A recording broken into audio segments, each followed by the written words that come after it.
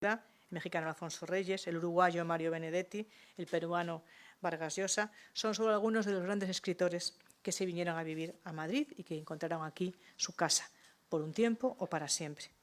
Todos los citados han muerto ya, pero han dejado una huella profunda en la capital y han sido sucedidos por otros muchos que viven y escriben en nuestra ciudad, tendiendo puentes entre las dos orillas del español. Muchos de ellos participan en esta cuarta edición del Festival con Acento, Encuentro de Creadores Hispanoamericanos. Y no podría haberse elegido mejor título que Recuerdos del Porvenir, la novela de Elena Garro, para evocar ese pasado que une a España con América y ese porvenir que vamos a vivir todos juntos.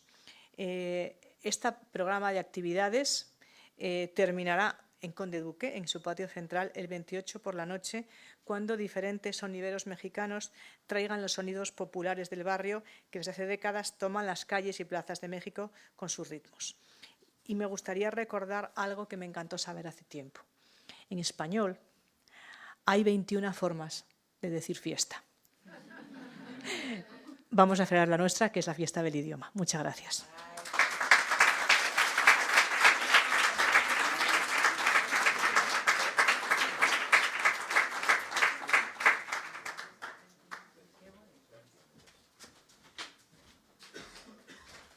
Muy buenos días, tengan todas y todos ustedes. Es para mí un gusto, como parte del equipo de la Universidad Nacional Autónoma de México en España, en el Centro de Estudios Mexicanos en España, en Madrid, ser parte de esta fiesta de la literatura, de la cultura, del idioma. Muchas gracias a Jimena Caraza de la Fundación Casa de México en España, por supuesto a las autoridades de la Comunidad Autónoma de Madrid, a Marta Rivera, a Jorge Volpi, que ahora encabeza Conde Duque y que en buena medida fue el artífice inicial de este encuentro que cumple ya 4 años. A mí me parece además una muy venturosa noticia que algo que surgió impulsado por inicialmente la UNAM España, la Fundación Casa de México en España, ahora tenga un nuevo aliado socioestratégico como es Conde Duque, lo cual demuestra pues que se va no solo manteniendo, sino fortaleciendo la plataforma institucional y el compromiso alrededor de esta celebración, pero que también es una oportunidad de reflexión sobre el papel de la palabra, de la literatura y de la creación en el momento que vive el mundo y que fortalece justamente el espacio iberoamericano y la importancia del español como lengua. Uno de los propósitos que tiene la presencia de la UNAM en España y que fortalece lo que se hace en México es impulsar a nivel mundial la reivindicación del español como un lenguaje científico, un lenguaje en el que se genera ciencia, se enseña ciencia,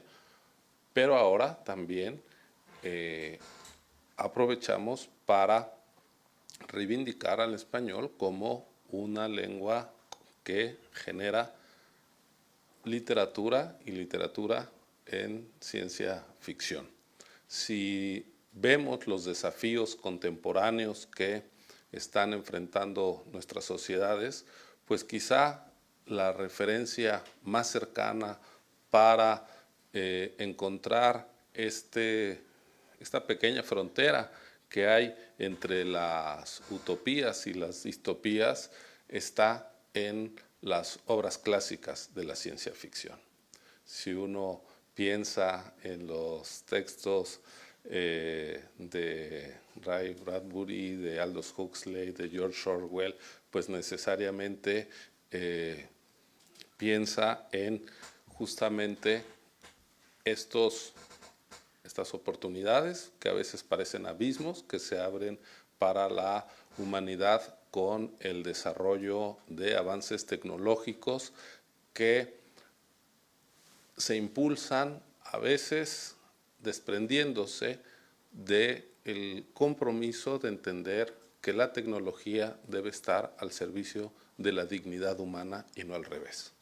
y también de la conservación del planeta y su sustentabilidad, y no los ecosistemas y la biodiversidad estar a merced de el avance tecnológico y del crecimiento económico sin otro objetivo que el lucro. Desde las instituciones como la UNAM, justamente públicas, dedicadas a la ciencia, al conocimiento y al humanismo, lo que interesa es justamente apuntalar, fortalecer las reflexiones que proyecten a la cultura como una herramienta para cruzar los desafíos del presente y otear horizontes más favorables. Yo agradezco a las autoras, a los autores que han aceptado generosamente participar en este encuentro, que han venido desde distintas partes del mundo, que han cruzado el Atlántico en ocasiones, a varios de ustedes que están aquí. Muchísimas gracias por su disposición, por su generosidad, y para la UNAM, insisto, es un gusto, un orgullo ser parte de este proyecto. Además, como ya lo señalaban Jimena y Marta, hemos incluido del acervo de la Filmoteca de la UNAM 3 películas en un miniciclo de cine que mezcla justamente irreverencia, ciencia y humor. Son películas clásicas. Una de ellas se estrenará por primera vez en España, El ombligo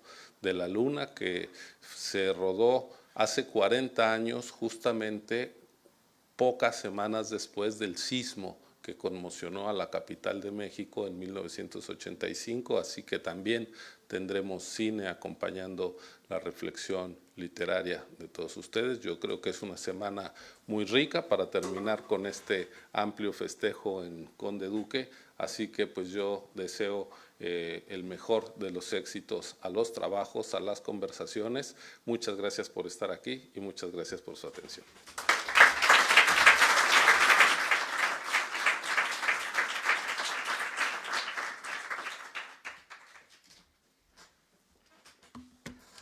Muy buenas tardes, muchísimas gracias por acompañarnos en Casa de México. Gracias, Jimena, que es la casa de todos los mexicanos, de todos los latinoamericanos y de todos los españoles también aquí en Madrid. Muchísimas gracias.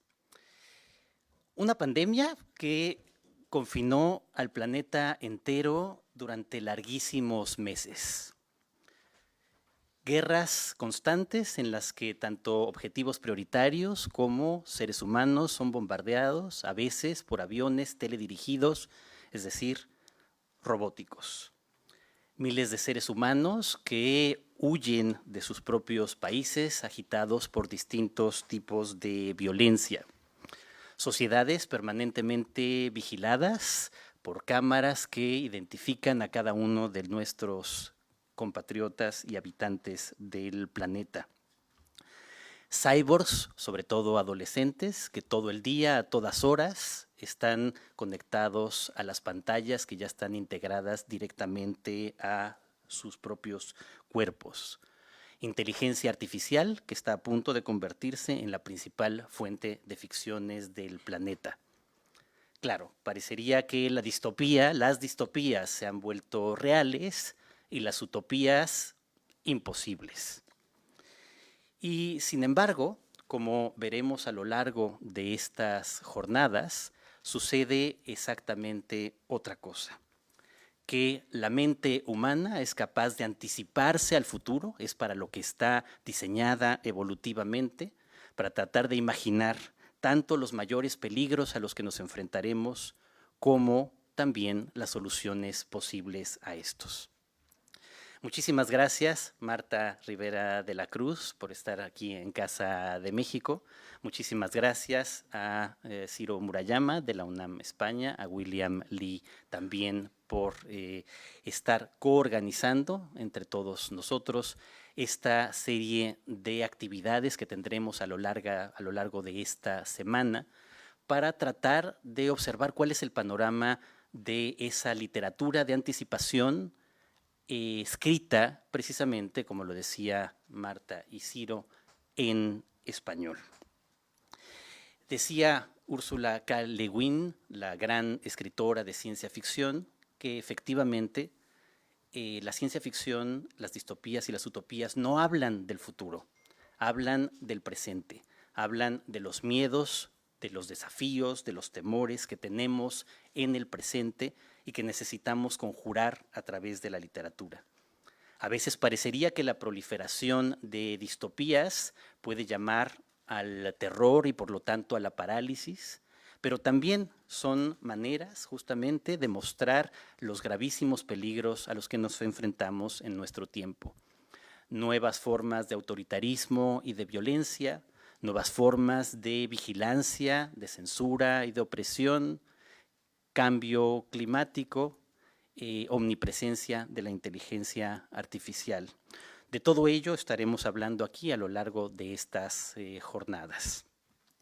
Estaremos teniendo estas mesas redondas aquí en Fundación Casa de México para luego trasladarnos aquí muy cerca, somos vecinos también de barrio, al Centro de Cultura Contemporánea Conde Duque, para continuar también con actividades teatrales, una fiesta de la lectura de ciencia ficción, la presencia excepcional de la gran escritora rusa de literatura de anticipación, Anna Starovinets, y cerrar, como ya todos han dicho antes de mí, con esa fiesta con la que también cerramos la temporada del Centro de Cultura Contemporánea Conde Duque en este verano, con 3 sonideros mexicanos, con 3 DJs mexicanos que estarán trayendo la música de ese futuro que está del otro lado de América Latina, aquí a Madrid, demostrando precisamente que Madrid se ha convertido en la capital de la escritura y de la literatura en español en nuestros días. Quiero agradecerle a todos los que han hecho posible este encuentro. Quiero dar las gracias a Giselle Echeverry del equipo de Pensamiento y Literatura de Conde Duque por haber diseñado el programa. Quiero agradecerle a los equipos de Conde Duque, de la UNAM España y muy particularmente a mi queridísimo Diego Celorio, no sabes cómo te extraño. Darle las gracias también, por supuesto, a todo el equipo de Fundación Casa de México, querida Jimena. Por supuesto, a todos los autores, que muchos de ellos ya están aquí en esta sala y los que nos seguirán acompañando a lo largo de estas jornadas, al grupo de teatro, a Casa de América Cataluña, que colabora con nosotros en este esfuerzo, lo mismo que la Semana Negra de Gijón, y por supuesto también a los músicos que estarán con nosotros en esa fiesta de fin de curso y de temporada ese día. Gracias a todas y a todos y esperamos entonces que disfruten y que imaginen junto con nosotros que la utopía tal vez sí sea posible. Muchas gracias.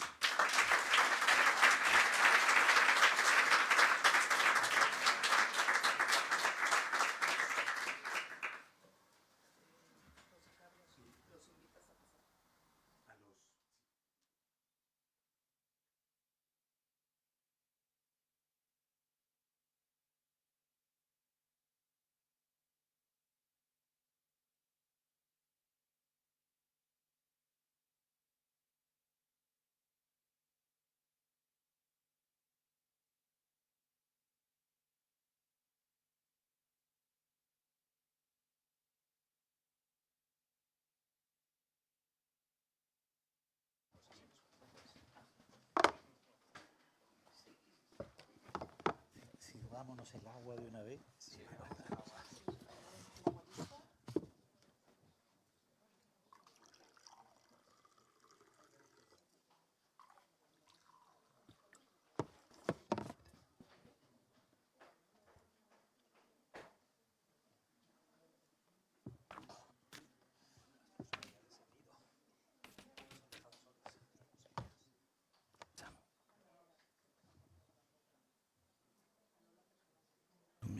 ¿Me avisas para comenzar?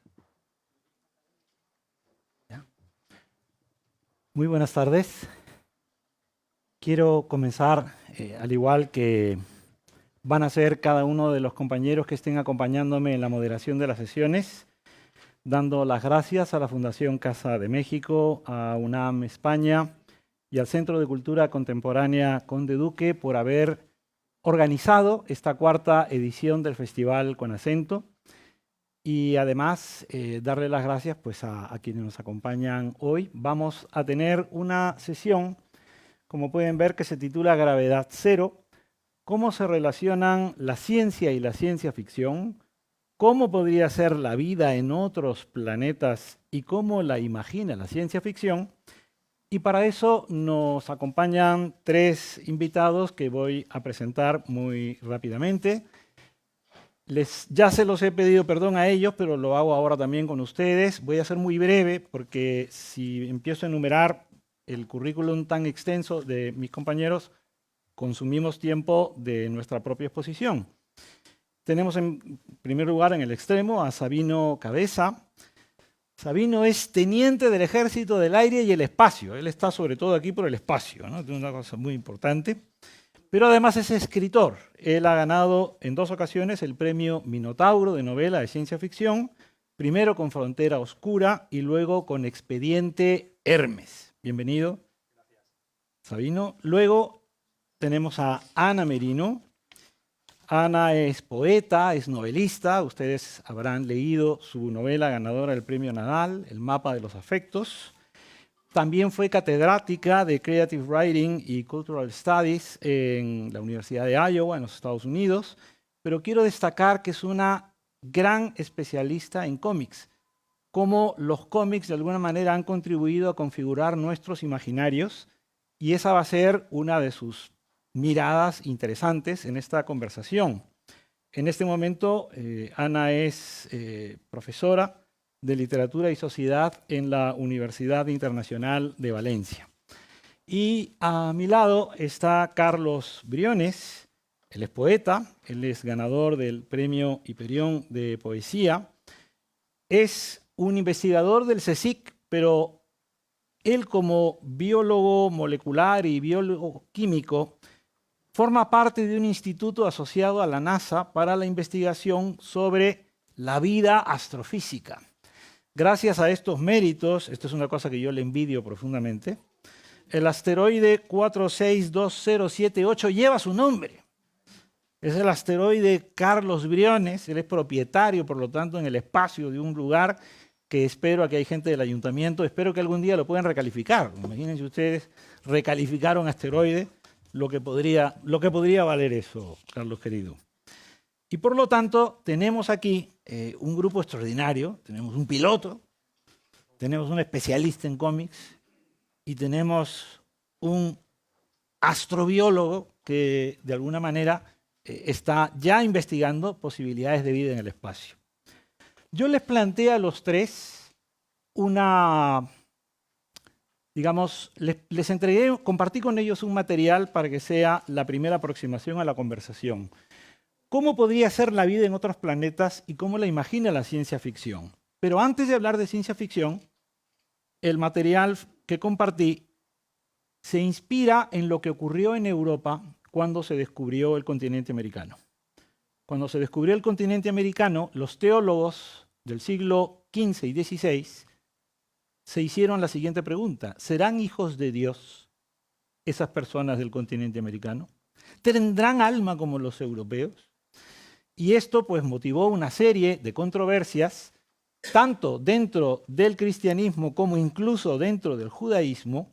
Las tesis lascasianas fueron unas tesis muy discutidas al respecto. Inspirándome en eso, cuando visité el archivo secreto del Vaticano, me quedaba tiempo por las tardes y me puse a buscar en el Vaticano a la gente que me parecía que tenía ocupaciones raras. Por ejemplo, al exorcista del Vaticano, ¿no? Pero ese es otro tema que le sugiero a Volpi para otra vez. Pero entrevisté y tuve largas conversaciones con un astrofísico del Vaticano, el astrónomo del Vaticano, el padre Gabriel Funes, el encargado dentro de lo que es el Vaticano de establecer si las criaturas de otros planetas son también criaturas de Dios a su imagen y semejanza. Es decir, que en este momento hay un funcionario eclesiástico que no desde la ciencia ficción, sino desde otro lugar, se hace la pregunta que en este momento le planteamos a nuestro panel. Y por eso me gustaría que ellos, en conocimiento ya de la entrevista que compartí y por la introducción que hice, me gustaría pedirles pues una primera reflexión sobre esto. Vamos a hablar de ciencia ficción, pero resulta que ya hay otras personas, otros especialistas que desde otro lugar que no es la ciencia ficción se preguntan cómo será la vida en otros planetas. Ustedes mismos. Bueno, Pero tú puedes volar hacia él, ¿eh? Tú nadie más. por alusiones, entonces. Bueno, en primer lugar, muchas gracias a esta casa donde siempre me siento tan a gusto, al Ayuntamiento de Madrid, al Conde Duque, a la UNAM, a todas las instituciones que convergen aquí, a Fernando por organizarnos y a Sabino y Ana por compartir espacio y tiempo conmigo. La verdad que es un placer y es un honor estar con vosotros. Bueno, esto que nos compartiste, Fernando, sí, resulta que la Iglesia ya lleva tiempo planteándose eso. El propio Lemaitre, uno de los padres de la cosmología, era religioso y hacía estos planteamientos, ¿no? A mitad de camino entre la ciencia y la creencia, digamos, ¿no? Lo que ocurre es que, claro, la Iglesia tiende a introducir algunos sesgos, por ejemplo, que la vida ha sido creada o que la evolución responde a un diseño inteligente, que son profundamente anticientíficos, ¿no? Entonces, claro, si existieran otros seres en otros planetas, serían criaturas de Dios, del Dios de la religión católica o de otros dioses. Pues bueno, habría que preguntarse si todos los seres que están en este planeta son también criaturas de Dios o son solo los seres inteligentes, ¿no? ¿En qué ámbito, en qué punto de la evolución por selección natural aparece el dedo de Dios dotándonos de un alma? Probablemente sería ahí, ¿no? Entonces, yo supongo que a la Iglesia le serían de interés todos aquellos planetas en los que pueda haber formas de vida inteligentes, pero no en los que pueda haber formas de vida microbianas, que hasta donde sabemos serían, en caso de existir, los mayoritarios. Entonces, bueno, ese es mi pequeño matiz a una reflexión que sin duda es interesante.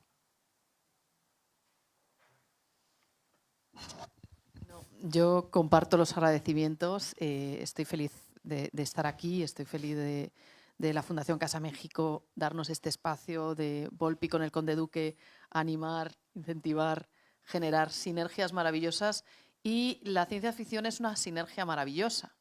¿Y por qué existe esa pulsión para buscarnos, para buscar un reflejo de la inteligencia en otros mundos? ¿Por qué necesitamos explicar, ¿no? Ahí tendríamos que pensar desde qué lugar está la literatura, cómo la literatura frente a la fe o la imaginación en diálogo con la fe y con la literatura, ¿no? Yo creo que hay, y con la creatividad también.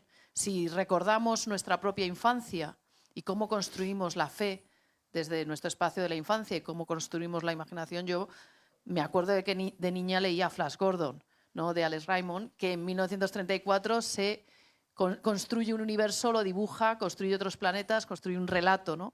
La imaginación es un relato que trata de dar explicaciones. Las religiones también son relatos que tratan de explicar. Luego vienen los científicos y entonces unen, ¿no? Esos relatos, esas anticipaciones a darnos respuestas, ¿no? Desde una lógica, ¿no? Creo que hay lógicas distintas. La pregunta también sería, ¿queremos que haya vida en otros planetas? ¿Y queremos que exista Dios? ¿No? Sería lo que y a lo mejor Dios es vida en otro planeta, ¿no? A lo mejor el sumum de la ciencia ficción es que Dios es un extraterrestre, ¿no? Que nos va a resolver o no, o que nos ha dejado a la deriva. La imaginación, la literatura nos permite que crezca mucho más rápido esa creatividad, ¿no? Luego los científicos tienen que ir amoldando y decir, bueno, sí, esto no. Podemos ir a la Luna. Antes se tuvo que imaginar poder ir a la Luna. Luego se fue a la Luna, ¿no? ¿Podemos imaginarnos a Dios desde la ciencia ficción? A lo mejor sí, y luego nos encontraremos con Dios. No lo sé, pero bueno, son respuestas para que sigamos pensando. Flash Gordon era piloto, o sea que ya te doy la entradilla. Piloto no soy, pero bueno, eso sería otra faceta de mi vida, pero bueno, yo también voy a empezar dando las gracias como corresponde, primero por haberse invitado, es un placer y un lujazo estar aquí. Y bueno, pues aprovechando lo que dijo la señora Jimena, pues yo me quiero sentir también un poco mexicano, ¿vale? Por lo menos en esta semana. Bueno, acerca de la primera pregunta que nos ha trasladado Fernando, yo reconozco que desde que yo empecé con la ciencia ficción muy jovencito, muy niño, recuerdo Flash Gordon, lo recuerdo perfectamente, Julio Verne, uno de mis inspiradores. Aquí se ha citado a Ursula K. Le Guin, se ha citado a Ray Bradbury, son mis grandes maestros en este terreno. Pero reconozco que es verdad que la pregunta por la vida más allá nunca había sido de mi interés particular. Surgió más tarde, evidentemente, porque cuando lees ciencia ficción ya das por hecho de que el universo está lleno de vida, porque ves en el cómic planetas con especies distintas y tal, sospechosamente antropomorfas todas, es una cosa muy llamativa. Ya más tarde empecé a preguntarme estas cosas. Hay una frase que me gusta mucho de la película Contacto, que bueno, no es el libro, no sé si habéis leído el libro de Sagan, pero me gusta esa pregunta porque si nos queremos preguntar acerca de si existe la vida más allá del planeta Tierra, aparte de que por el principio simple de la navaja de Occam, la explicación más sencilla es que sí que haya. Me gusta la frase que dicen en la película de si no hubiera vida, ¿cuánto espacio desaprovechado? ¿No? Entonces, yo me he preguntado muchas veces también, de hecho lo he hecho en mis novelas, y justamente a partir de la de Sagan, porque en Contacto Carl Sagan se pregunta literalmente si hay un arquitecto, y no digo la conclusión del libro por no, a quien no lo haya leído, estropearlo, ¿no? Pero la pregunta Sagan al final me parece muy relevante en esa novela. Y yo también me he preguntado eso. Desde luego no desde la cuestión de la fe o todo esto, no es el asunto que más me interesa, pero sí que me pregunto efectivamente si hay un ingeniero o un arquitecto, no digo científico, digo ingeniero o arquitecto que haya construido todo. Es una pregunta que me resulta muy interesante, no sé cómo sería ni de qué forma, intento imaginarlo, pero claro, como he dicho antes, no podemos, o es difícil escapar a la idea antropocéntrica que tenemos, ¿no? De cómo podría ser la vida más allá de la Tierra. Seguro que no sería como nosotros, o no sé si a lo mejor el hecho de que haya ojos y manos sea algo muy lógico, me parece que debería ser lógico, ¿no? Pero bueno, en lo que me toca a mí como escritor de ciencia ficción, no es el punto que más me interesa a la hora de escribir. Me interesa más nuestra posición, nuestras vidas, lo que nos pasa a los seres humanos trasladado a otros lugares, y justo por lo que habéis comentado ya antes y se ha comentado aquí, para mí la ciencia ficción es anticipación, es calcular qué podría pasar. Yo me pregunto mucho acerca de cómo podría ser, ¿no? Queda demostrado que la figura de Dios nos fastidia un poco la ciencia ficción. Lo que queremos es ciencia ficción y no lo otro. Yo voy a poner a disposición de todos ustedes a través de la web y de las redes de Conacento, pues, por ejemplo, esta entrevista y otras que utilizaré a lo largo de la semana. Pero sí me gustaría decirles que le pregunté al padre Funes si hay vida inteligente en otros mundos, ¿qué interés pueden tener en nosotros, ¿no? Si son inteligentes, ¿para qué? Por supuesto, él solo se rió, no le dio tampoco importancia al respecto. Pues, teniendo ya este punto de partida, me gustaría a los tres preguntarles de qué manera creen ustedes que el cómic y la ciencia ficción le han servido de inspiración al desarrollo científico.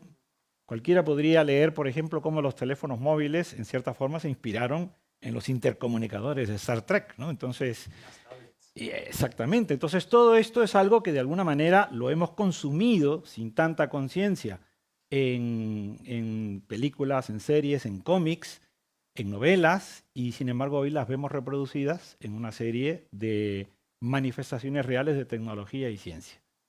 Por favor.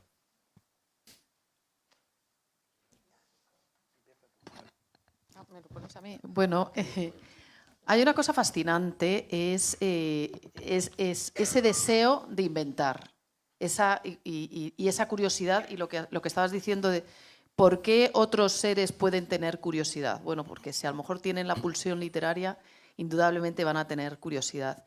A lo largo de mi carrera, a lo largo de los años, yo descubrí que fueron los científicos los que apoyaron mis investigaciones sobre el cómic. Cuando estaba en Pittsburgh decidí pedir una serie de becas y esas becas se me concedieron no por los humanistas, sino porque los científicos veían esas posibilidades. Yo creo que ese hermanamiento entre la ciencia y la literatura a través de la ciencia ficción es fundamental porque los científicos entienden que hay una dimensión que ellos no alcanzan, pero sí alcanzan a verla a los creadores. Y eso a mí me parece fascinante. Y hay una iconografía, una estética que está en los relatos, está en la construcción, que es apasionante. Yo estaba pensando incluso en lo dramático. Si vemos Oesterheld y Brecha y Solano López con El Eternauta, y cómo el Eternauta aparece en el 57, esa idea de no los alienígenas amigables, sino una invasión que realmente nos puede aniquilar, y esa sensación, lo ominoso, es algo que se está anticipando a lo ominoso que vendrá después con la represión que le lleva a Oesterheld y a sus 4 hijas a ser desaparecidos y asesinados. O sea que la ciencia ficción construye relatos no solo estéticos o de aparatos, sino también de comportamientos humanos, de tensiones, de rivalidades, de guerras, como bien anunciaba Volpi cuando estaba hablando, ¿qué está pasando?, ¿no? Entonces a mí eso me parece fascinante porque se está haciendo desde un espacio de la imaginación, pero parece que intuye cosas, y los científicos son grandes lectores de ciencia ficción porque buscan respuestas filosóficas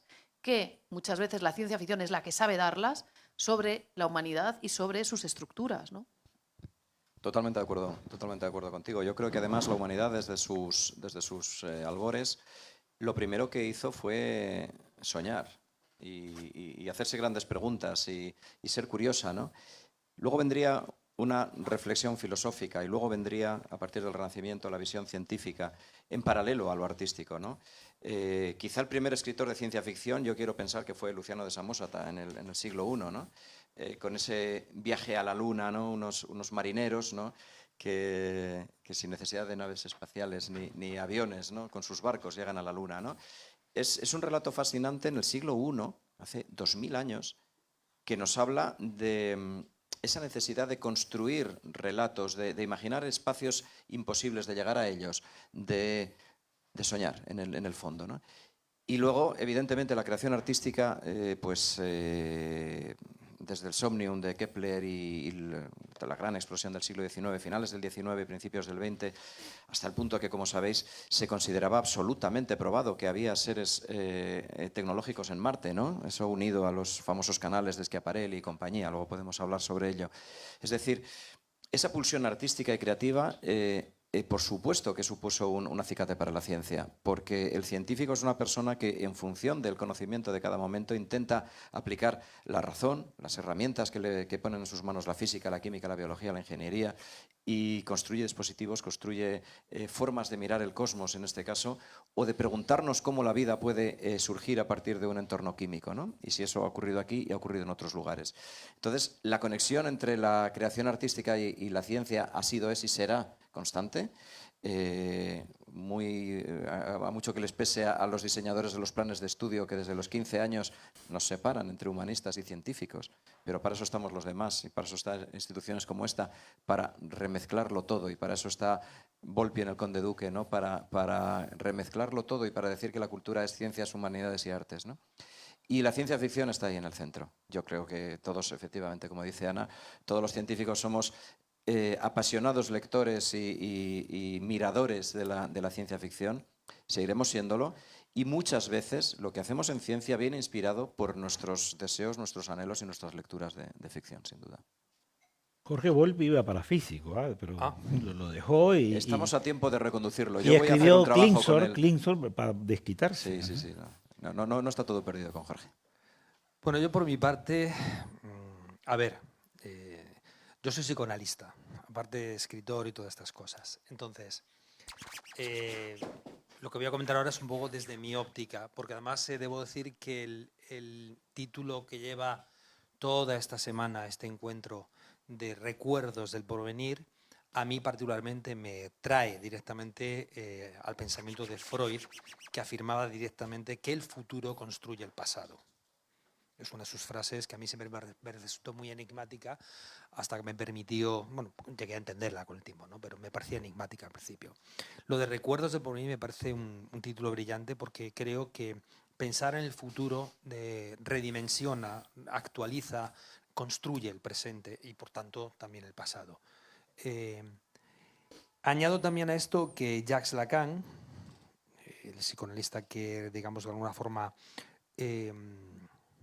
le dio una nueva vuelta a todo el pensamiento freudiano, dijo en alguna ocasión, no recuerdo en qué momento fue, en algún artículo, no recuerdo, pero dijo algo que a mí también me marcó, y es que la única ciencia seria es la ciencia ficción. Y bueno, me lo tomo como un punto de gracia, pero yo me he dedicado siempre a la ciencia ficción. Escribo otras cosas, pero sobre todo escribo ciencia ficción. Y desde luego, obviamente, me parece que hay una relación muy directa entre la ciencia y la ciencia ficción. Yo creo que si hay un rasgo dentro de lo humano que a mí me interesa particularmente, es la imaginación. La capacidad de fantasear, de imaginar, de soñar. Creo que tú has dicho soñar, ¿no? Me parece que has dicho soñar.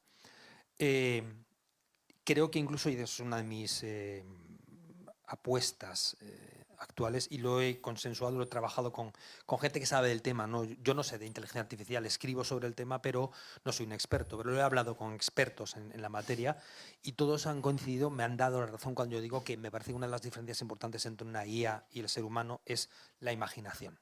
No sé si algún día eso será superado, no lo sé, pero de momento es la imaginación. Y creo que para hacer ciencia hace falta tener mucha imaginación también. Seguramente hay científicos que son meros burócratas y hay científicos que tienen imaginación, que son los que son capaces de ver un poco más allá. Entre ver un poco más allá para hacer ciencia y ver un poco más allá para hacer ciencia ficción creo que no hay tanta distancia. Me parece que, tú lo has comentado, Fernando, el tema que, bueno, las tablets, los móviles, ya los hemos visto en Star Trek, en la Star Trek original. Eran además los móviles tipo Ericsson que se cerraban con la pantallita, o sea, Julio Verne también nos ha contado un montón de cosas que las hemos visto hechas en la realidad, ¿no? Yo dije antes lo de la anticipación porque para mí, desde que empecé a leer ciencia ficción, había una colección de libros que tenía en mi casa mi padre que se llama Novelas de Anticipación. Era todo ciencia ficción, pero se llamaba así. Y me gusta pensarlo de esa forma porque cuando yo escribo ciencia ficción, lo que estoy siempre intentando es pensar cómo será esto, aunque sea en el presente, ¿no? Pero ¿cómo puede ser esto? ¿Qué va a pasar? ¿No? Intento imaginar hasta dónde llegar. Yo no tengo... Lo que yo he estudiado de ciencia, me dediqué más a las humanidades, porque sí, bueno, soy psicólogo, pero no me atrevo a considerar la psicología como una ciencia en el sentido clásico del término. Pero soy más de humanidades. Entonces mi acercamiento a todo este tema siempre es desde lo más puramente literario. A mí me gustaría recoger los tres aportes de ustedes y recordar una obra de un escritor checo que en tiempos de Kafka era el gran escritor checo, que era Karel Čapek. Karel Čapek tiene una novela que es como un acrónimo, el título es RUR, pero una de esas R's hace alusión a la palabra robot, que es verdaderamente el origen de la palabra robot de nuestros días. Y esa novela recoge exactamente lo que decía Ana, que más que de ciencia ficción en su momento era una metáfora de la sociedad, como la idea de la explotación del hombre sobre el propio ser humano le lleva a crear a estas criaturas a las cuales todavía explota más, provocando pues una rebelión. Pero nadie en esa época estaba pensando en ciencia ficción, hasta el punto que se hizo un musical. Pero sin embargo hoy, en la normativa de la Unión Europea, las máquinas son personas mecánicas. Y también se está hablando de reducirles la jornada laboral a 8 horas para que al mismo tiempo no haya una competencia desleal con respecto, pues no sé, a trabajadores seres humanos. Entonces todo esto que yo estoy aquí añadiendo a las reflexiones de los tres, ¿cómo verían una obra como esa en los años 20 del siglo pasado? Resumiría la ambición de la ciencia ficción, la adquiere después, igual que tú has comentado, que se construye el futuro utilizando el pasado, que fue un poco lo que pensó Kundera cuando hablaba de Cervantes y el Quijote y la novela. ¿Cómo lo ven? Kundera, que también era checo, por cierto. Pues, ya que tengo el micrófono. Yo no he leído la novela del checo, no la he leído. La palabra robota sé que es una palabra en checo, efectivamente, que significaba, no sé, como sirviente mecánico, no, esclavo, exacto, sí. Y yo creo que incluso antes tenemos, están los cuentos de Hoffmann, donde vemos en la ópera de Offenbach, los cuentos de Hoffmann, una de las áreas más famosas la canta una soprano, que es un robot, es una muñeca animada. Un androide, ¿no? Sí. Tenemos Metrópolis, que anda que no es antigua Metrópolis, y al margen de todo lo que podemos sacar de esa película y de la historia desde lo puramente social, el centro es que se trata de un androide, el personaje protagonista, ¿no?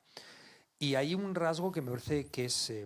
esto vuelvo a tirar de Freud, ¿vale? Porque esto lo analiza Freud en un texto maravilloso, se llama Lo siniestro. Tú antes has dicho, Ana, lo ominoso, que es el título realmente en alemán de ese texto.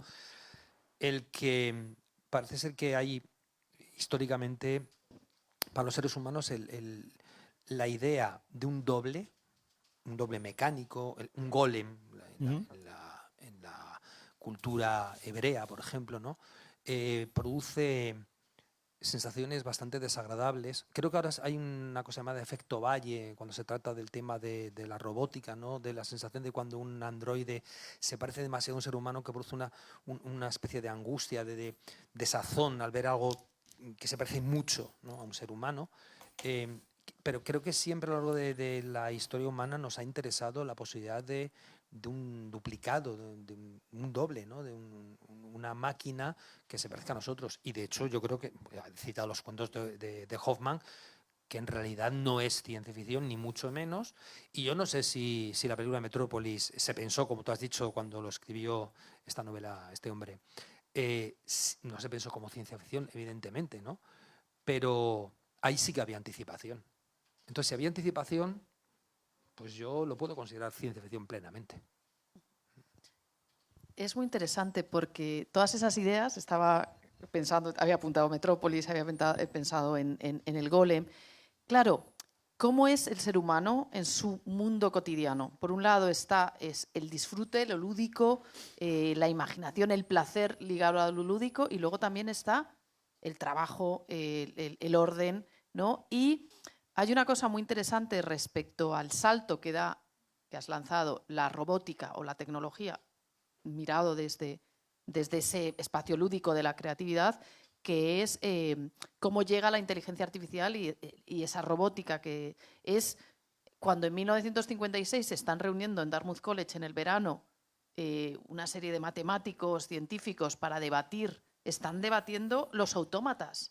Ellos quieren ver si ese mundo de los autómatas y ese mundo de seres que se mueven, etcétera, está en el circo o está en el parque de atracciones.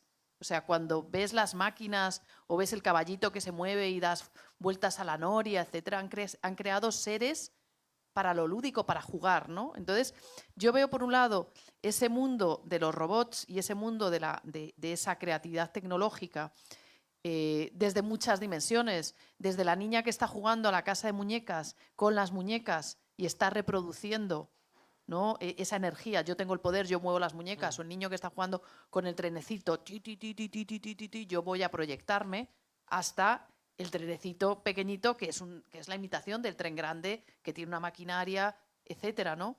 Entonces, creo que hay muchos elementos que se juntan en el que a nosotros nos parece natural sentirnos apoyados. El pastor que sale con las ovejas y tiene al perro maravilloso que le ayuda, antes de un robot, ahora se está pensando en crear robots que suplanten realidades humanas o realidades animales, etcétera. Pero existió esa idea de construirnos, relacionarnos con seres o con entes diferentes a nosotros que nos puedan dar respuestas a nuestras necesidades. O sea, no es algo...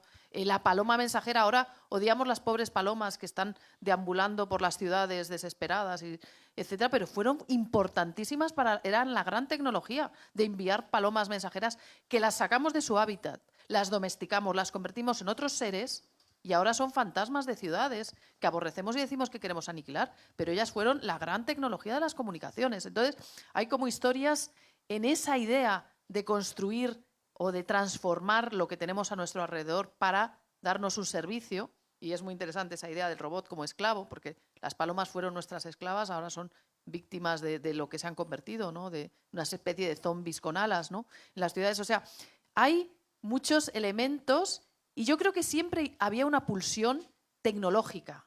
Los romanos arrasaron con la gran tecnología de irnos y ver el acueducto. O sea, esa pulsión tecnológica está en los seres vivos, porque las abejas, y eso lo dirán los expertos, hacen gran tecnología. Todos los animales hacen gran tecnología, pero nosotros damos el salto de la imaginación y los sueños. Y con ese salto empezamos a tener un impacto brutal en el planeta Tierra, porque las abejas siguen siendo las mismas. No ha habido cambios, o sea, y los cambios que ha habido en los animales en el comportamiento ha sido debido al impacto que hemos tenido nosotros o por causas naturales, pero eso dejémoslo al científico que puede seguir profundizando. Están saliendo muchos temas muy interesantes, como era previsible, y realmente esa anticipación es la que probablemente nos hizo humanos, ¿no? Comienzo de 2001, mítica película que todos admiramos y que habría que ver de rodillas, yo creo, ¿no? Eso sí que es una de las grandes. Pues claro, cuando alguien convierte un hueso en una herramienta o un arma, pues ya está. Digamos que en el ámbito científico sería Homo habilis hace 2,5 millones de años. A partir de ahí, nuestra evolución biológica, de la que no nos podemos escapar, por mucho que queramos, empieza a convivir con nuestra evolución cultural. Y aquí estamos, como una mezcla de los dos, ¿no? Pero por introducir un factor adicional en esta interfase entre lo humano y lo robótico, entre el yo y el androide, me gustaría también poner sobre este estrado a los clones. Los clones, que son otro de los protagonistas de la ciencia ficción.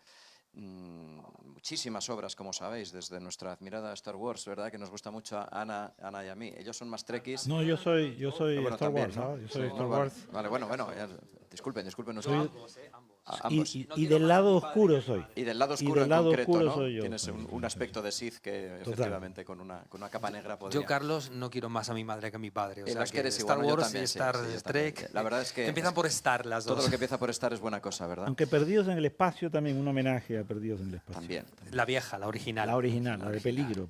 Pues claro, los clones, que en la ficción son muy fáciles, y hoy en día más con las tecnologías digitales, ¿no? Porque se clonan las cosas con mucha facilidad.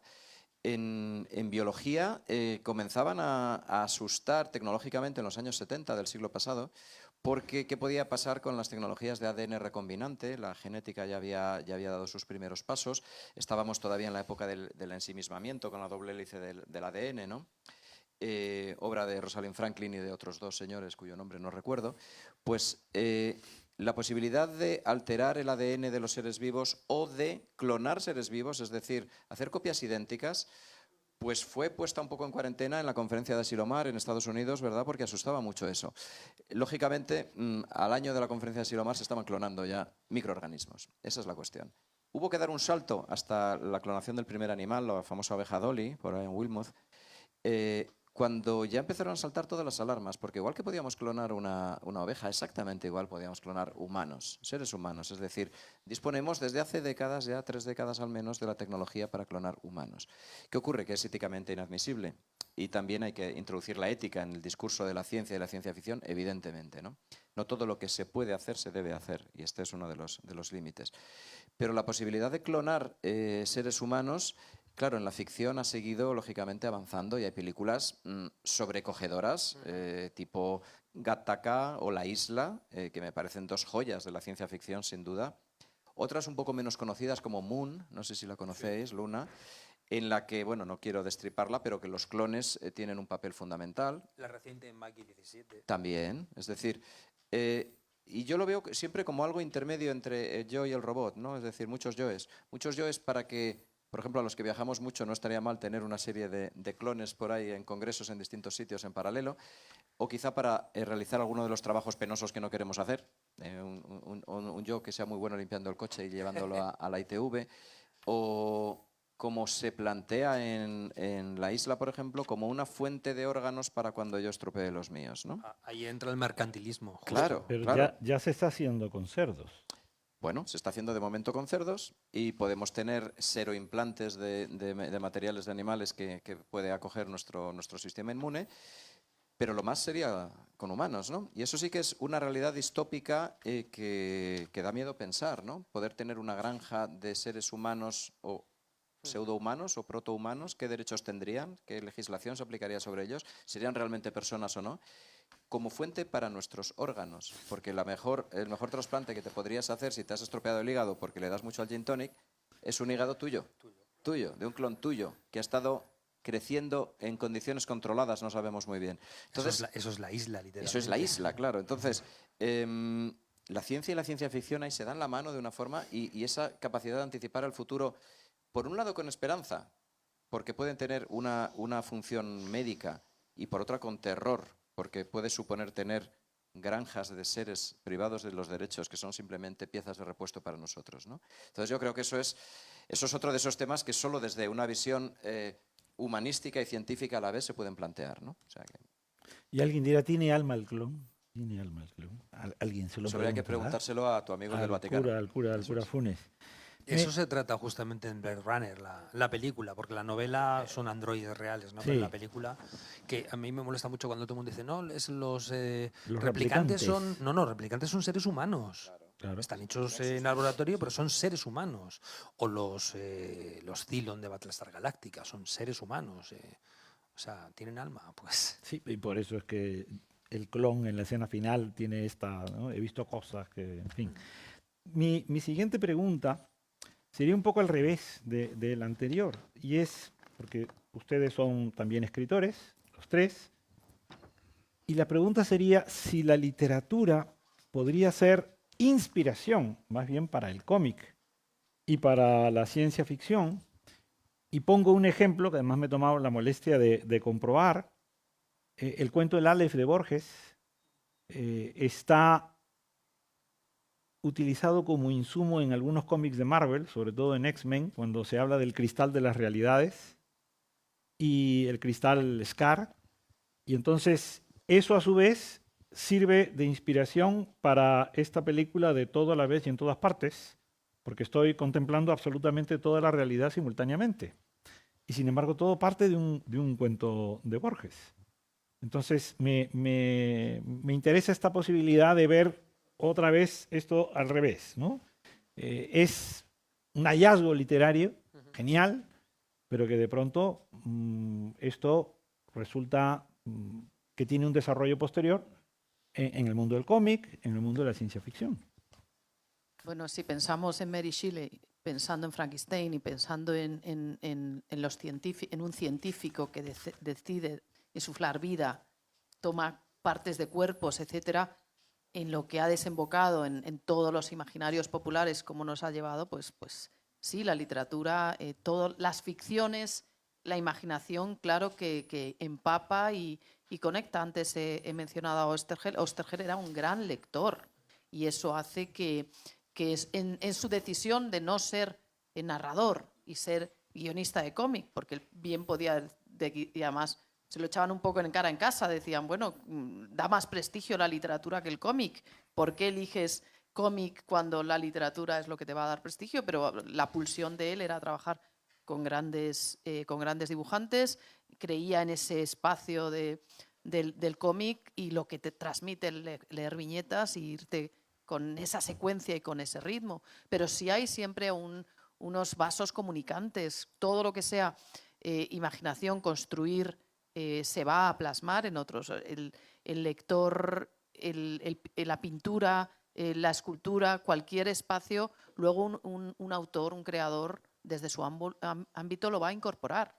La fascinación, incluso las tendencias políticas, la Guerra Fría entra en el espacio de la ciencia ficción y va reproduciendo en otra escala los conflictos. O sea que yo creo que todo está permeado, todo ese proceso de realidades y de ficciones se permea y se relaciona.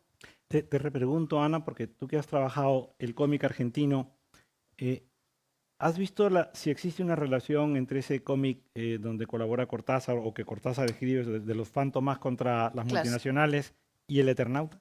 Bueno, las circunstancias que le llevan a Cortázar reflexionar, ¿no?, sobre lo que está pasando en Europa y lo que ha pasado, y lo que admira el propio Cortázar, el impacto que tiene la ciencia ficción o el cómic, el impacto que tiene, eso es muy importante. El lugar en el que está Oesterheld, yo creo que está más en la dinámica de lo que se está haciendo en Estados Unidos y lo que se está escribiendo un Cortázar, un Borges, y las posibilidades que tiene el nuevo cómic, o lo que se está haciendo en Italia. Y de eso lo vemos cuando colabora con el Hugo Pratt, ¿no?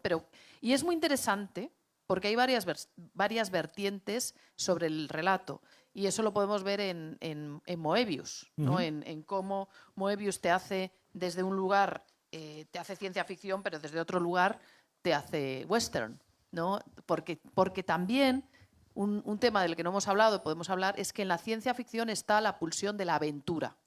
Es fundamental, ese ritmo de la aventura, y yo creo que hay un paralelismo con los western, que vas a conquistar territorios, que vas a descubrir, que vives la aventura, ¿no? Por eso cuando pienso en Here, pienso en el Teniente Blueberry y pienso en Moebius y pienso en esa experiencia bicéfala, y muchos de los que hacemos, creemos en la ciencia ficción, tenemos una pulsión bicéfala. Aquí estamos poetas, científicos, escritores, ¿no? Psicólogos, o sea, mezclamos muchas experiencias. Por eso, y es muy permeable. Y lo bueno de la ciencia ficción es que como va más allá de lo verosímil, es verosímil a tope, podemos avanzar muchísimo. Que hay otro tipo de escritores que se ponen muy nerviosos, o de creadores que se ponen muy nerviosos articulando lo verosímil y piensan, bueno, vamos a quedarnos más en la tierra, ¿no? Eso son varias ideas que... Bueno, yo que he tenido que sufrir mucho, en muchas ocasiones, que digan que escribo un género menor, como es la ciencia ficción, que me ha pasado. No, es que la ciencia ficción es... Y que me he nutrido de cómics desde muy niño, porque aparte de Julio Verne y los grandes clásicos de la ciencia ficción, pues los cómics de ediciones Vértice, con la Patrulla X, con DC, todo eso ha sido también parte de mi nutrición imaginaria, ¿no? Yo no hago distinciones entre una novela de ciencia ficción y un cómic que aborde la ciencia ficción. O sea, los cómics he leído mucho, tengo recuerdos de haber leído Cimoc, de haber leído 1984 y todos los grandes que tú has citado aquí ahora mismo, ¿no? Moebius. Yo empecé dibujando cómics. Escribía mis historias de Mazinger Z y de Star Wars. Dejé de hacerlo porque me aburría horriblemente repetir dibujitos. Entonces es más fácil escribir que hacer dibujitos y ponerle texto, ¿no? Pero para mí son dos... bueno, tú has dicho vertientes. Sí, estoy de acuerdo. Son dos formas distintas de abordar lo mismo. Yo o sea, uno es más visual que el otro, pero por ejemplo, en mi caso yo tengo la tendencia a escribir de forma muy visual. Entonces, en mi cabeza cuando yo escribo lo estoy viendo. O sea, si yo tuviera la paciencia para plasmar eso en dibujos, pues haría cómics. A mí me produce un gran respeto el mundo de lo que ahora se llama como más finamente aventura gráfica, ¿no? O novela gráfica, que no sé si es porque porque le han dado un matiz editorial, sí, pero lo interesante, bueno, desde mi punto de vista es todo cómic. Otra cosa, en la novela gráfica pues tiene una descripción determinada de cómo vas a construir la historia, en cuánto se va a concentrar, etcétera. Pero digamos, toda esa tradición de la ciencia ficción y el cómic era seriada.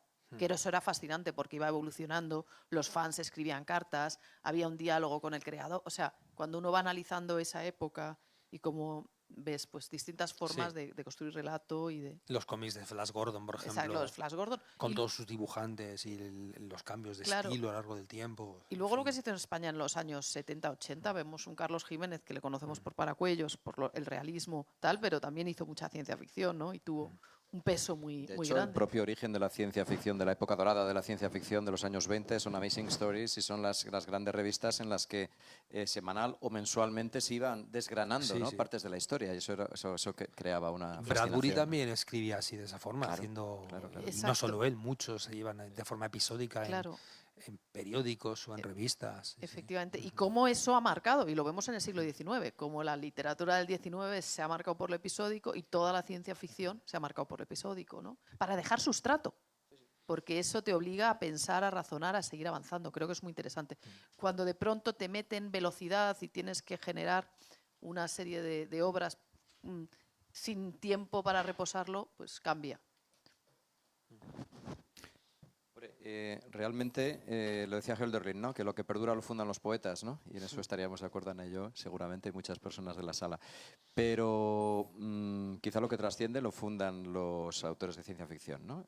Porque realmente, aunque a veces se lo considera un género menor, yo creo que la capacidad de plantearnos grandes preguntas de la ciencia ficción está por encima de otros géneros literarios. Y a veces preguntas que son las buenas sin respuesta, ¿no? Porque esa es, de nuevo, vuelvo a la necesidad de soñar, ¿no? La necesidad de plantearnos coordenadas espaciotemporales distintas porque las tuyas no te valen, porque no puedes ni imaginártelo, ¿no? Pero lo decía muy bien Jorge al principio, vivimos en una distopía permanente desde hace al menos, desde el 11S quizá, ¿no? O incluso antes, ¿cuándo no ha sido distópico O igual la civilización humana? Igual la humanidad es distópica. En igual, el Perú desde el siglo XIX. Sí, ¿verdad? Y entonces, claro, las preguntas que al final cuentan son esas. Las preguntas muy cortitas tienen las patas muy cortas, como se suele decir también, ¿no? Y rápidamente caducan. En cambio, las preguntas sobre la posible existencia de vida en otros planetas, sobre qué pasaría si vienen a vernos, ¿serán unos sinvergüenzas como los de Mars Attacks? ¿O serán heptápodos como los de la llegada? ¿Qué realidades nos traen? ¿Qué implicaciones científicas hay si queremos pensar en cómo podían ser sus lugares de origen y cómo han podido evolucionar, etcétera? ¿Y en qué lugar nos deja eso a nosotros? Y cómo esos espejos que son siempre los extraterrestres, son siempre espejos de nosotros mismos, ¿no? ¿Dónde nos quedamos? ¿Por debajo, por encima? La llegada a mí me parece una película paradigmática y bueno, es una de mis obras de cabecera. Nos hace sentir que somos peores personas y ellos tienen que venir a enseñarnos a trabajar en conjunto. Espero que todos ustedes hayan visto La llegada y no esté, digamos, adelantando nada. Pero a mí me gusta esa capacidad que tienen, digamos, pedagógica, algunos extraterrestres, ¿no? Otros solo vienen a aniquilarnos y, lógicamente, la Guerra de los Mundos marcó un inicio del miedo al extraterrestre. Pero estas otras películas, el propio ET, ¿no? ET, cuando todos vimos ET cuando éramos niños o jovencitos, nos producía una simpatía y nos transmitía unos sentimientos mayores que muchas personas de nuestro entorno. O sea, la capacidad de enamorarnos de ET, y yo creo que es de los pocos extraterrestres de la historia de la literatura o del cine de ficción que no queríamos que se fueran. Porque siempre que han venido extraterrestres, en el fondo queríamos que se marcharan. Pasan unas cosas, pasan otras, nos intentan aniquilar o no, pero se piran. Y te quedas tranquilo y el mundo vuelve a ser un lugar como es el mundo. No sé cómo definirlo ya. Pero ET nos dio una pena, se nos rompía el alma cuando parecía que se iba a morir. Y ahí sale la gran referencia científica. Tiene ADN, ¿no? Entonces, fijaos qué interesante. Si ET tiene ADN, quiere decir que su evolución ha sido muy pareja a la nuestra. Que tiene un origen común probablemente. Luca, el de que hablamos los científicos, que nos gusta el origen de la vida. Entonces, o el planeta no está muy lejano, o hay una especie de conexión cósmica, química. Bueno, y al final, ¿dónde nos deja ET? Nos deja también por debajo a los humanos, porque él es mejor persona que nosotros. Él es bondad y es inocencia, ¿no? Él es un niño pequeñito que es incapaz de hacer el mal. Entonces eso es interesantísimo también, ¿no? Cómo la ciencia ficción nos pone frente a nosotros mismos. Voy a juntar esto que acaba de decir con lo que decía antes Ana de crear una criatura. Yo no sé por edad cuántos aquí han tenido un Tamagotchi, pero cuando había el Tamagotchi se les cogía un cariño a esos bichitos. Que Yo nunca he tenido, Bueno, no se me escapa que comenzamos media hora más tarde, que ya es la 1:15, y a mí lo que me gustaría es saber si alguien tiene alguna pregunta, porque si alguien tiene alguna pregunta, pediría que se formulen de una sola vez y que se respondan. El Mundo para Soldán tiene una. ¿Alguien más va a formular otra? 2 preguntas, las escuchamos del tirón y responden. Por favor, Edmundo. Hola, bueno, muchísimas gracias por su participación en esta mesa. Me quedé pensando en la frase que uno creo que tú dijiste algo, Sabino, sobre cuando se imagina la vida en otros planetas, generalmente es una vida, son alienígenas muy parecidos a los humanos. Entonces comencé a pensar, ¿qué otros ejemplos hay de alienígenas no humanos? ¿No? Pensé en ese momento en Lovecraft y en el color el color que cayó del cielo, que ahí lo extraño, lo alienígena es un color, ¿no? Y también preguntas como si lo alienígena también eran alienígenas que hablaban muy bien inglés y con los que podíamos entendernos perfectamente, que en buena parte de la ciencia ficción dorada tiene que ver con eso. No hay problemas de comunicación, pero la llegada también tiene problemas lingüísticos, ¿no? Porque, ¿qué pasa si te encuentras con Cixin Liu también, la ficción china ha trabajado este tema, el problema lingüístico, te encuentras con alguien de otro planeta, pero resulta que hay problemas de comunicación.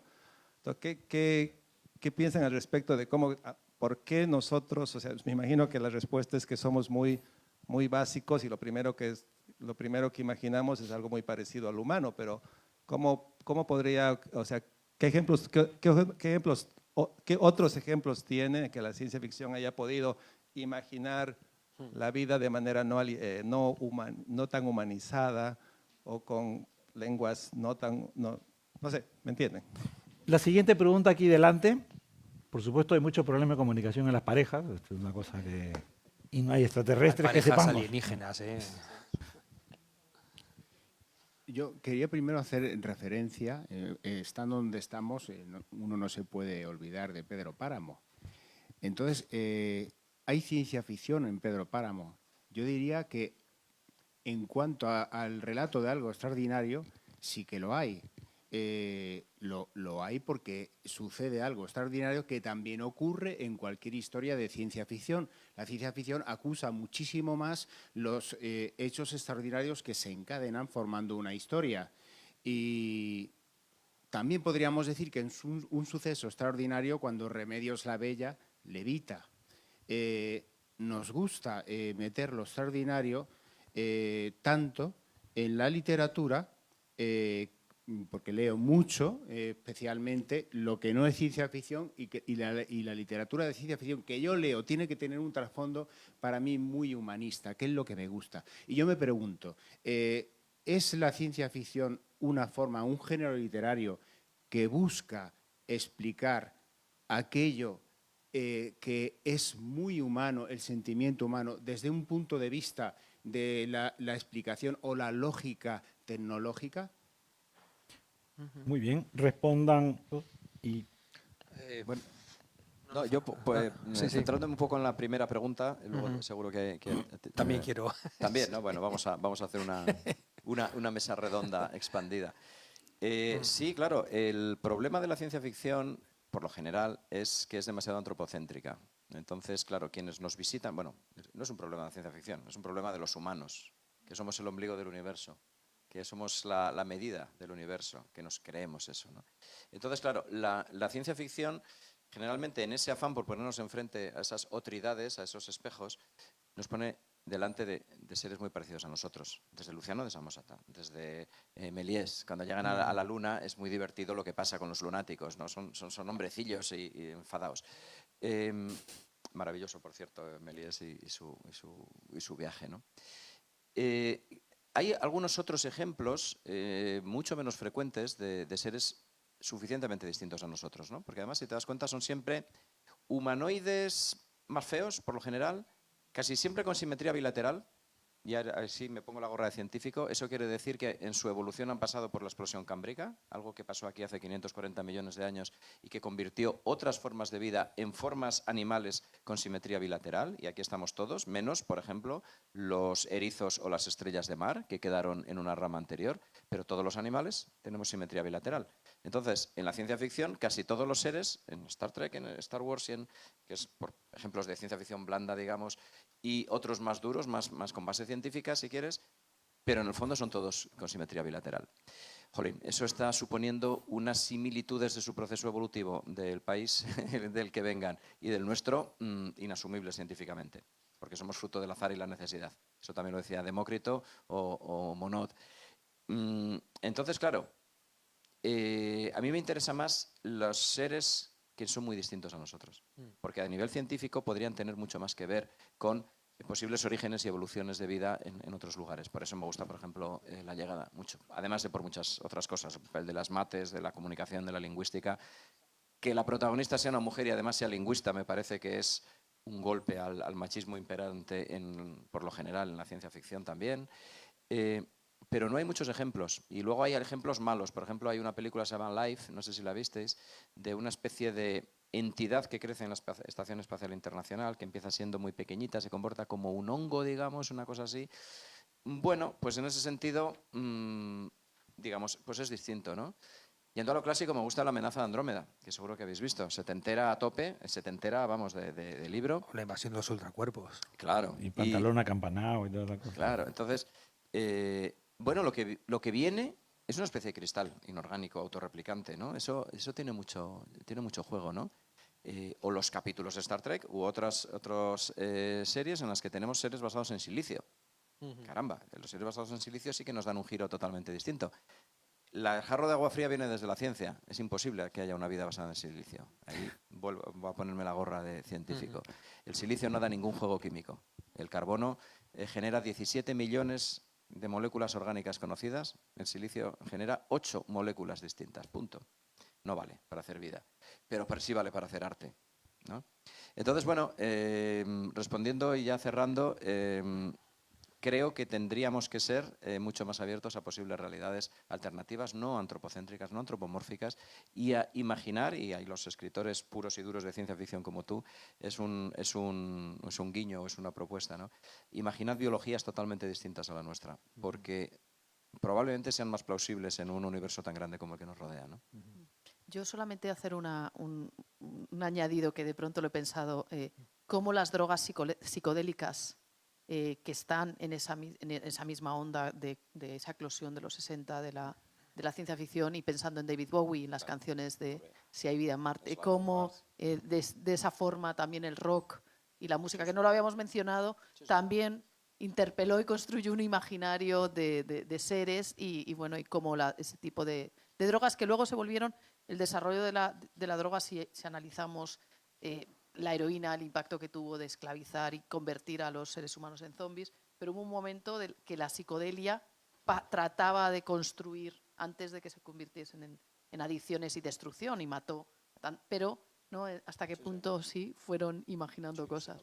La vertiente creativa del LSD en particular, por ejemplo, ha generado obras de arte de todos los tipos, ¿no? Y a lo mejor la atropina que se tomaba en el Renacimiento también ha dado obras literarias relevantes, ¿no? O sea que sí, es otra conexión científica interesante para otro ciclo, ¿no? El disco Revolver de los Beatles tiene Sexy Sadie, que está pensado en el gurú Maharishi y la hermana Mia Farrow y la droga.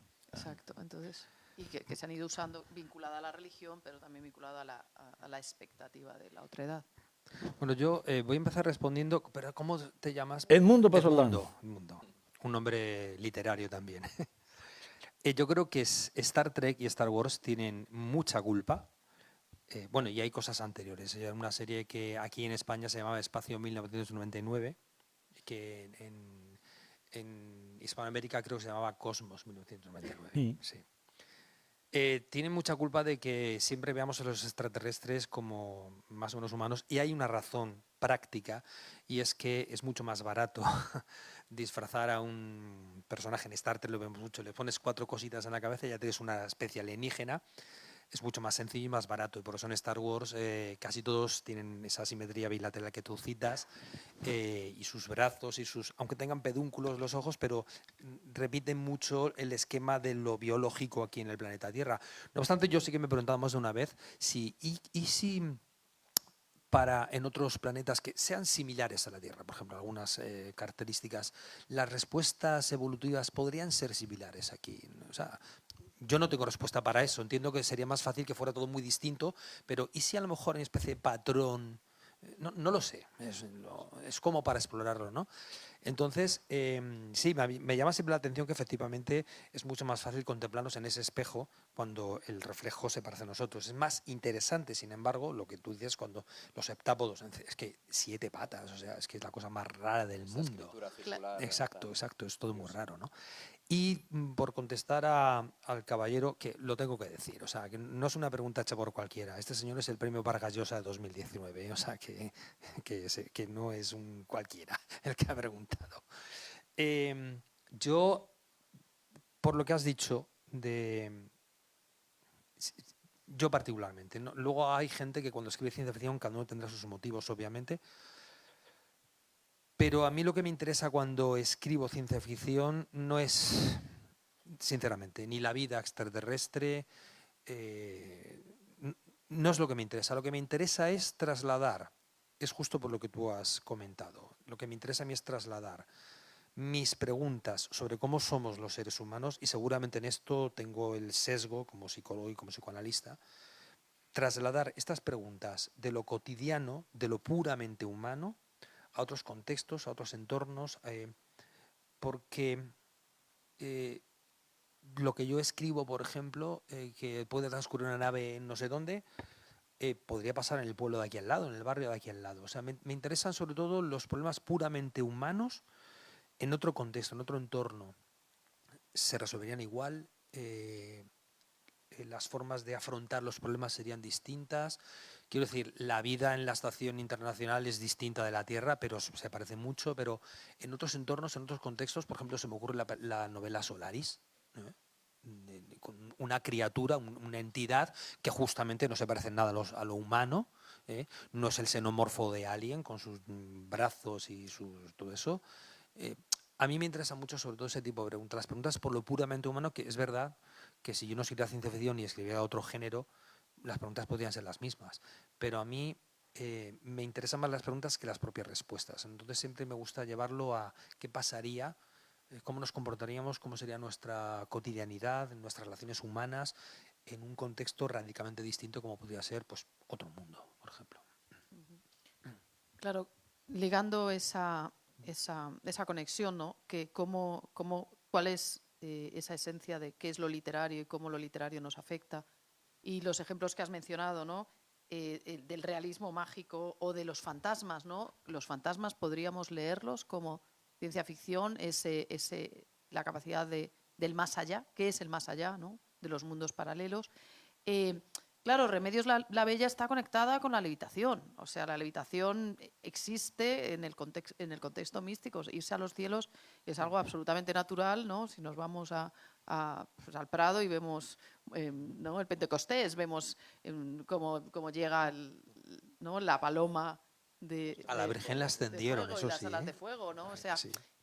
Que no estaba tan alejado en eso de una iconografía que es parte de nosotros, que asumimos como natural desde nuestra iconografía, o si nos vamos al hinduismo o nos vamos al budismo, como es el caos, ¿no? Ahí hay muchas cosas, es decir, frente a toda esa iconografía a la hora de construir historias, en mi caso, cuando yo me he ido al espacio de la ciencia ficción, a mí me interesa mucho las tensiones sociales, en qué mundos nos hemos convertido, porque esos mundos también están en nuestra realidad, ¿no? La pobreza, la desigualdad, ¿no? Esos conceptos los trasladas al futuro, vamos a ser responsables, aquí se liga con lo ético, ¿no? Entonces, ¿y qué es lo que persigue la literatura? Pues la literatura persigue emocionar, transmitir, expresar, puede ser en un planeta lejano o hace 2000 años, ¿no? Irnos. No, ese es el viaje maravilloso de la literatura. Me has traído a la cabeza Los desposeídos de Úrsula K. Le Guin, que justamente toca eso que tú has dicho. A mí me gustaría... Y os pregunto, por lo que has contestado tú, Ana, y lo que ha preguntado Luis, ¿hay diferencia realmente entre realismo mágico y ciencia ficción? ¿Cuál sería la frontera? Bueno, yo creo que son dos formas de crear, de imaginar y de seducir, ¿no? con la literatura. Quizá la frontera puede tener que ver con esa traslación espacio-temporal que es como más evidente en la ciencia ficción. El realismo mágico te puede estar ocurriendo fenómenos paranormales, digamos, ahora mismo, ¿no? Pero en el fondo no deja de ser una una separación del cuerpo, una separación de la realidad, ¿no? y un traslado a otras coordenadas, ¿no? Entonces yo creo que sí que hay una fuerte relación entre el realismo mágico y a García Márquez lo podemos leer en ocasiones cuando llega el vendedor que les cura del virus del olvido, puede ser un extraterrestre que viene a salvarnos, ¿no? Yo es que eso me lo he preguntado muchas veces, leyendo muchas novelas que pueden considerarse realismo mágico, incluso, por ejemplo, una que casi entraría ahí, como es El vino del estilo de Ray Bradbury, que no es ciencia ficción, porque no solo escribió ciencia ficción, sino otras muchas cosas, pero tiene un punto de realismo mágico que a veces a mí me hace pensar en la ciencia ficción. Claro, pero si nos vamos al Prado, volvemos al Prado y nos vamos al Bosco, al Jardín de las Delicias, ¿cómo interpretamos el Jardín de las Delicias? Eso es el infierno, el cielo, ¿qué es esa Otro planeta. Esas bolas que hay ahí, son naves espaciales, ¿qué está pasando, no? Y verlo también en ese contexto, ¿no? ¿Por qué nos interpela, por qué nos inquieta, ¿no? Toda la creatividad, ¿qué es lo que está en nuestra cabeza, ¿no? ¿Por qué necesitamos construir relatos así? Yo quería precisamente hablar de eso porque, volviendo a Rulfo, lo que pasa es que no recuerdo el título de la película, pero vi una película en la que hay unos pasajeros de un avión, tienen un accidente particular, cuando el avión aterriza empiezan los pasajeros a desaparecer, nadie sabe qué ha ocurrido con ellos, y es exactamente el argumento de Pedro Páramo, solo que en lugar de Comala están en un avión. Me suena mucho esa película. Sí, después hablaremos de eso porque incluso sospecho que uno de los guionistas era el hijo de García Márquez, pero no lo tengo que confirmar. Y el caso es que a mí sí me parece, como latinoamericano, que digamos aquí de los cuatro, me llama mucho la atención cómo cuando alguien escribe una novela donde a lo mejor un chamán resucita a un muerto con un relámpago, eso es realismo mágico, pero si esto ocurre en Alemania y resucitas un cadáver con una descarga eléctrica, eres el profesor Frankenstein. O sea, el título allí, doctor, es importante el título entonces, doctor. ¿No? el tema, a mí me parece que hay una especie de supremacismo a la hora de decir que es realismo mágico casi siempre de un país tercermundista y qué cosa es ciencia ficción. Y se refleja incluso hasta en la propia manera de escribir sobre eso. Aquí tenemos un autor de microrelatos robóticos, ¿no? Pero, por ejemplo, en la ciencia ficción del primer mundo, tú creas un robot y el robot quiere conquistar el universo. Pero Yoshimito, que es un escritor peruano, tiene un robot y como el robot es peruano, lo que quiere es hacerte la puñeta a ti. O sea, entonces, esa es una diferencia, es más realismo mágico, si tú quieres ver.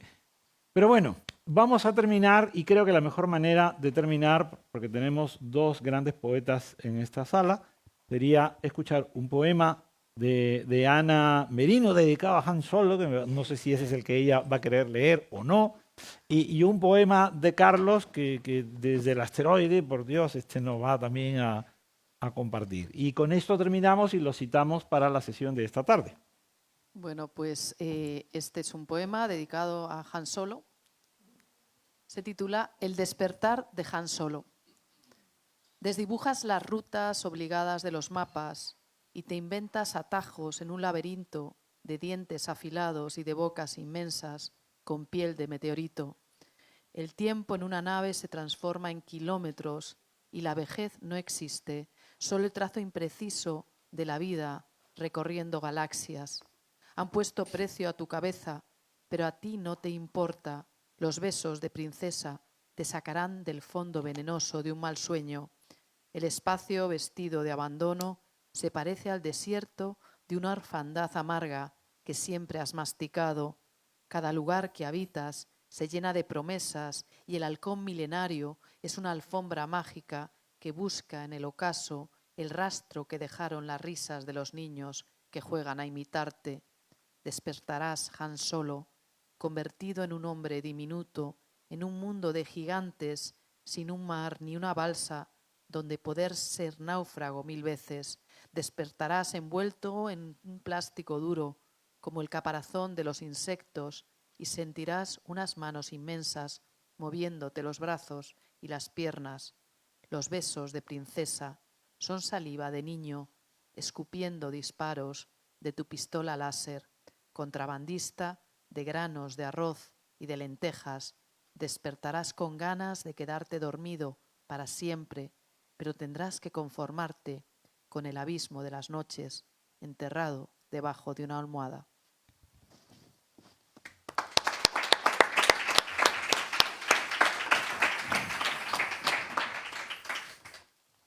Don Carlos. Bueno, pues en mi caso os voy a leer un poema breve que tiene que ver con asteroides y con lo espacial, en concreto con el núcleo de un cometa, ¿no? Porque los europeos a veces se nos olvida que hemos hecho grandes logros espaciales, y uno de ellos fue llegar por primera vez al núcleo de un cometa con la misión Rosetta de la Agencia Espacial Europea, ¿no? Y para mí este fue un proceso que seguí muy de cerca, a nivel científico y técnico y demás. Y cuando aterrizó el pequeño robot Philae en el núcleo del cometa 67P Churyumov-Gerasimenko, alias Churi para los amigos, pues esa noche yo estaba especialmente emocionado con esa posibilidad, ¿no? Y escribí este poema que tiene que ver con la ciencia, con la ficción, con qué somos nosotros también, ¿no? Y se lo dediqué a Philae, a un robot, ¿no? Es la primera y última vez hasta ahora que he dedicado un poema. Sí. Claro, es que luego Rosetta hizo una cosa muy bonita a la Agencia Espacial Europea, que es lo que llamaron Rosetta Legacy, que era fomentar obras nuevas o recoger obras que se hubieran hecho relacionadas con el proyecto Rosetta. Este poema lo incluyeron dentro de Rosetta Legacy y la verdad es que es una maravilla, es un ejemplo de interacción ciencia y arte, ¿no? Y eso pocas veces la Agencia Espacial Europea lo hace mejor que la NASA. Bueno, la NASA de hasta hace 4 meses. No sé qué va a pasar con la NASA a partir de ahora, si va a seguir existiendo. Pero habitualmente NASA era mucho más mediática en ese sentido, ¿no? y más transcultural, digamos, pero esta lo hizo muy bien la ESA. Y bueno, esta es mi pequeña contribución, que yo lo escribí sin saber que iba a existir algo como Rosetta Legacy, pero una vez que lo vi, les mandé el poema, les gustó mucho y hay versiones en distintos idiomas y demás. Philae. Eres lo que soñaban los primates que alzaron la cabeza para mirar al cielo, el fruto de su sed, de sus preguntas. Encontraste la roca perseguida, ese núcleo desnudo del cometa. Sobre el fondo sin nombre del espacio, un perfil desgarrado recortándose como un grito en la noche. Has dudado al tocar su piel primera, las huellas de aquel tiempo detenido que atesora la luz de la memoria. Tras 10 años de frío y de silencio, a 500 millones de kilómetros, llegas para decirnos lo que somos.